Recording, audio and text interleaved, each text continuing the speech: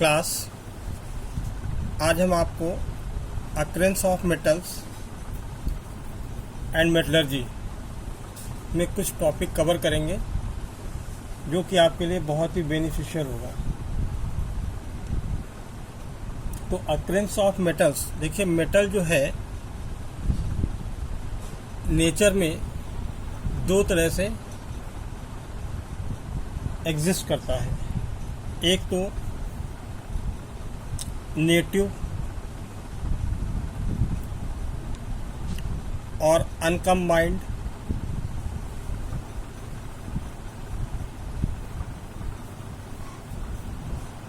और free state.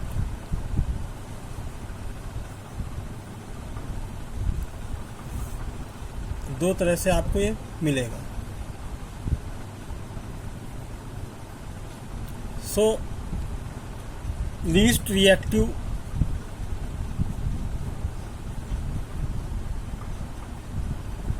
metals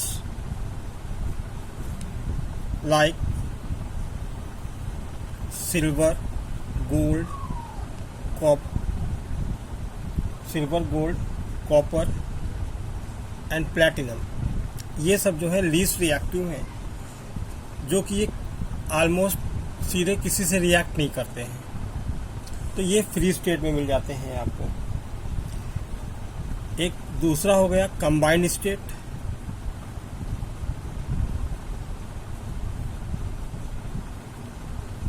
इसमें क्या है कि वे सारे मेटल्स जो कि बहुत ही ज़्यादा मोर रिएक्टिव होंगे, ठीक है ना, मोर रिएक्टिव,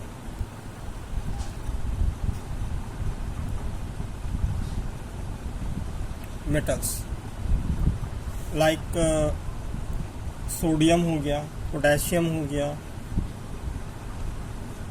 कैल्शियम हो गया, जिंक हो गई, एल्युमिनियम हो गया, ये सब बहुत ही ज़्यादा रिएक्टिव होते हैं, जिसकी वजह से ये सिंगल फॉर्म में तो नहीं पाए जा सकते, फ्री स्टेट में भी नहीं पाए जाए, हमेशा कंबाइंड स्टेट में, जैसे NaCl हो गया, पोटेशियम हाइड्रोक्साइड हो गई, या कैल्शियम क्लोराइड हो गया, ठीक है, इस टाइप से जो है आपको ये मिलते हैं, ठीक है। ये कभी भी फ्री स्टेट या अनकम्बाइंड स्टेट या बोल सकते हो नेटिव स्टेट में आपको नहीं मिल पाएंगे, ये केवल कंबाइंड स्टेट में ही मिलते हैं।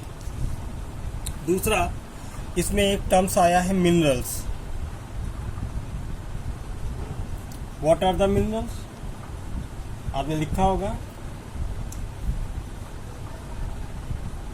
The naturally occurring chemical substances in which metal occur along with impurities are called minerals, ठीक है। Naturally occurring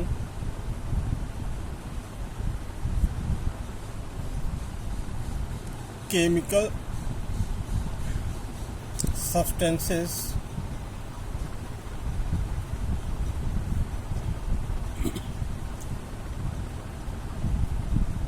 along with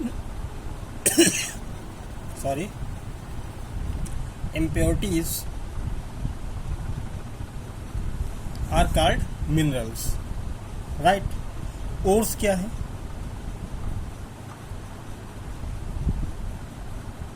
The minerals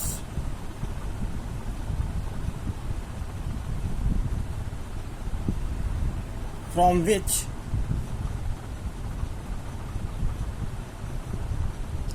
the metals are extracted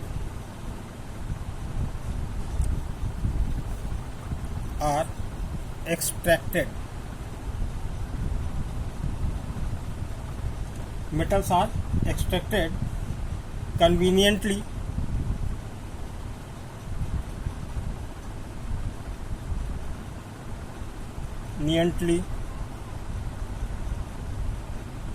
and economically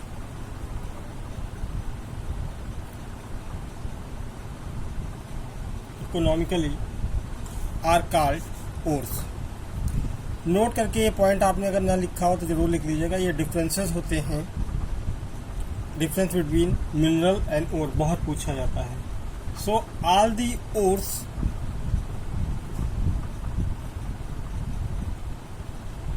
can be minerals,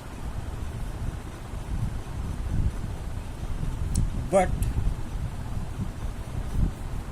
minerals cannot be ores. Can't be ores.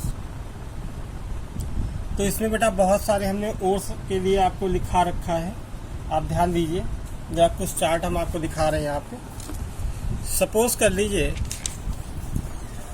कि आपको iron के minerals दिए हुए हैं. तो iron के मिनरल्स देखिए, इसमें दिया होगा hematite Fe2O3, magnetite Fe3O4, iron pyrite FeS2, siderite FeCO3, limonite Fe2O3.H2O. इसी तरह बेटा वेरियस टाइप के देखिए यहाँ पे आपको ओर्स दे रखे, मिनरल्स दे रखे हैं. तो इसमें अब ओर्स भी हैं और मिनरल्स भी हैं. इसमें है तो इतने सारे, ये कंबाइंड स्टेट में मिलते हैं, लेकिन जो इसका इम्पॉर्टेंट मिनरल्स है जिससे हम मेटल्स यानी आयरन ऑब्टेन कर सकते हैं, वो हेमेटाइट और मैग्नेटाइट है. तो इसके ये ओर्स हैं ये मिनरल, लेकिन इनसे ज़्यादा अमाउंट में, ज़्यादा परसेंटेज में हमें आयरन एक्सट्रैक्ट हम कर सकते हैं, rather than FeS2, FeCO3 and Fe2O3.H2. इसी तरह एल्युमिनियम के हैं बॉक्साइट, कोरंडम. तो इसमें बॉक्साइट जो है ओर हो जाएगा, इसीलिए लिखा ore can be minerals but minerals can not be ores. तो ये बेटा आपको लर्न करने होंगे. मेटलर्जी क्या है? The process of extraction of metal from their cheap ore and the refining metals is called metallurgy. ठीक है.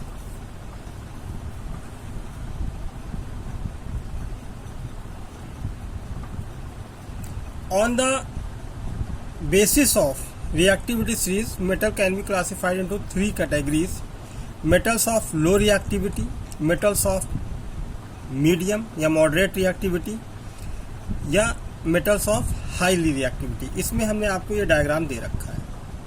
ठीक है. डिफरेंट टेक्निक्स यूज की जाती है. अब इसमें जो आपका बोला गया है metals of high reactivity series, तो एक्टिविटी सीरीज की आपको हम सीरीज दे चुके हैं, रिएक्टिविटी या एक्टिविटी की. तो आपका जो भी है मेटल्स हाई में, सोडियम है, पोटेशियम है, कैल्शियम है, मैग्नीशियम है, एल्युमिनियम है, ये हाईली रिएक्टिव हैं, जो कि कंबाइंड स्टेट में पाए जाएंगे. राइट. फिर मेटल्स विद मीडियम रिएक्टिविटी, तो ये जैसे जिंक हो गया, आयरन हो गया, लेड हो गई, कॉपर हो गया. और जो लो रिएक्टिव के हैं,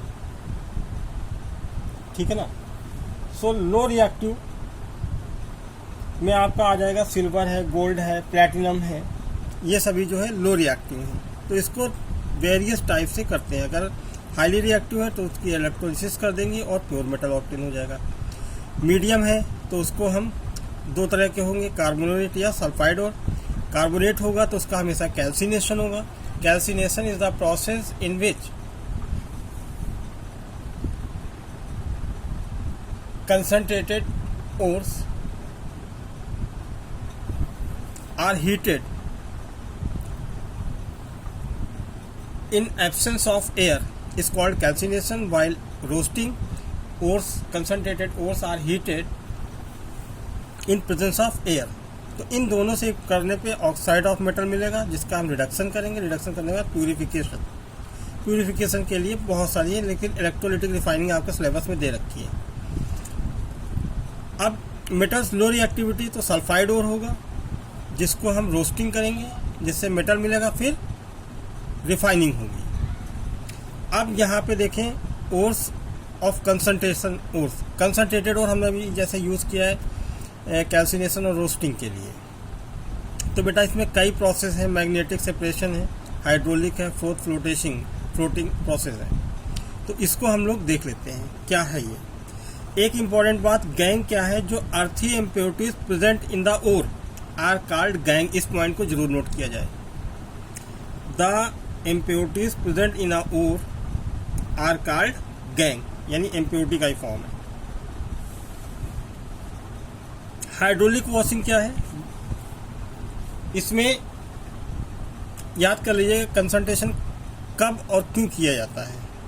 कंसंट्रेशन करने में जो ओर होगा बेटा और जो आपका इम्प्योरिटी होगा उनमें एक डेंसिटी डिफरेंस होता है, ठीक है, ओर और डेंसिटी का डिफरेंस होता है, जिसकी वजह से हमें ये कंसंट्रेशन करना पड़ता है। तो यहाँ पे देख लें hydraulic washing, the process of removing Rocky material with the help of water under pressure so that lighter impurities are washed away whereas heavier ores are left behind। Suppose कर लीजिए हाइड्रोलिक वॉशिंग का मतलब है एक इस type से operators बना हुआ है, राइट। तो यहाँ पे आपको और ये इम्प्योरिटीज, या ये और मान लीजिए और ये इम्प्योरिटीज हो गई, इम्प्योरिटीज हो गई, ठीक है, जिसको हम क्या बोलते हैं, ore plus impurities equal to gangue. गंगो मत पढ़िएगा भाई, गैंग है ये, ठीक। और ये एक ऑपरेटर्स है। तो यहाँ पे ऊपर ग्राइंड किया हुआ इसका मिक्सचर डाल देते हैं और ऊपर से मान लीजिए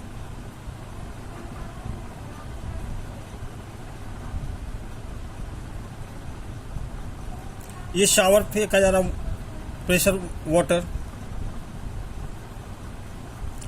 तो बेटा यहाँ से देखिए जो लाइटर इम्प्योरिटीज होंगी वो इस तरह से यहाँ पे आएंगी, लास्ट में सबसे बॉटम पे कलेक्ट हो जाएंगी यहाँ पे इस टाइप में, और जो और रहेगा वो आपका ऊपर बच जाएगा। इसी को हम बाहर निकाल लेते हैं, इसी को बोलते हैं हाइड्रोलिक वॉशिंग, राइट। दूसरा है magnetic separation process. So magnetic separation में कब यूज किया जाता है, इसको ध्यान दीजिए। It is use to separate non magnetic impurities from magnetic ores. अब यहाँ पे एक देखिए ऑपरेटर्स है जिसमें दो व्हील्स लगे हुए हैं, एक नॉन मैग्नेटिक प्रॉपर्टीज रखता है, दूसरा मैग्नेटिक प्रॉपर्टीज रखता है। तो जैसा कि अभी मैं बताया कि आयरन के जो हैं वो इम्पोर्टेंट और क्या है, मैग्नेटाइट और हेमेटाइट। तो मैग्नेटाइट अगर देखें तो Fe3O4 यानी इसमें आयरन होगा और आयरन मैग्नेट को करता है। इस पे एक बेल्ट चढ़ी होगी जो कि रोलर का काम करेगी। यहाँ से ग्राइंड यानी पाउडर और डाला जाएगा और ये बेल्ट हमेशा मूव करती रहती है। तो जो आयरन के ओर्स होंगे, ठीक है, वो अलग ढेर में चिपकते हुए यहाँ पे गिरेंगे, और चूंकि यहाँ पे इम्प्योरिटीज होंगे उसमें आयरन की प्रॉपर्टी या अट्रैक्शन प्रॉपर्टी नहीं होगी जो इसमें व्हील में चिपक सके, ये नॉन मैग्नेटिक होगा, ये अलग कर देगा। यही आपका मैग्नेटिक सेपरेशन होती है, ठीक है। दूसरा एक है फ्रोथ फ्लोटेशन प्रोसेस। हालांकि बुक में आपको इतना कंसीडर नहीं दिया गया है, फिर भी देखिए। पहली बात तो याद रखिएगा, फ्रोथ फ्लोटेशन प्रोसेस जो है तब किया जाएगा, it is use concentrated sulphide ore, यानी जब उसमें सल्फर प्रेजेंट होगा। जैसे कॉपर का ओर है, copper glass, copper pyrite, CuFeS2 या CuS2, तो उसमें एक सल्फाइड ओर का कंसंट्रेशन हमेशा किससे जाएगा, फोर्थ फ्लोटेशन प्रोसेस से। तो ओर को मिक्स किया जाएगा, एक टैंक लेते हैं और इसमें एयर पंप है, कंप्रेस्ड एयर को भेजा जाता है, और ये होल्स होते हैं जिसमें पूरे में अपनी एयर छोड़ता है। अब क्या करते हैं, इस टैंक में बारीक नीचे जो है वाटर रहेगा, पाइन ऑयल रहेगा और पोटेशियम इथाइल जैंथेट रहेगी। अब इसमें और जो है विद इम्प्योरिटीज यानी गैंग डाला जाएगा, ठीक है। अब ऊपर से इसको एयर पास कराई जाएगी, इसमें वाटर और पाइन ऑयल रहेगा, ठीक है। जो क्या करेगा, इम्प्योरिटी जो होंगी वो इस पाइन ऑयल से भीग कर बॉटम पे बैठ जाएंगी, गैंग के द्वारा निकाल जाएंगे। ऊपर जो और बचेगा वो कंसनट्रेटेड और कहलाएगा, राइट। इतना ही है, बाकी अगर कोई दिक्कत हो तो आप अगेन पूछ सकते हो। Okay class, thank you.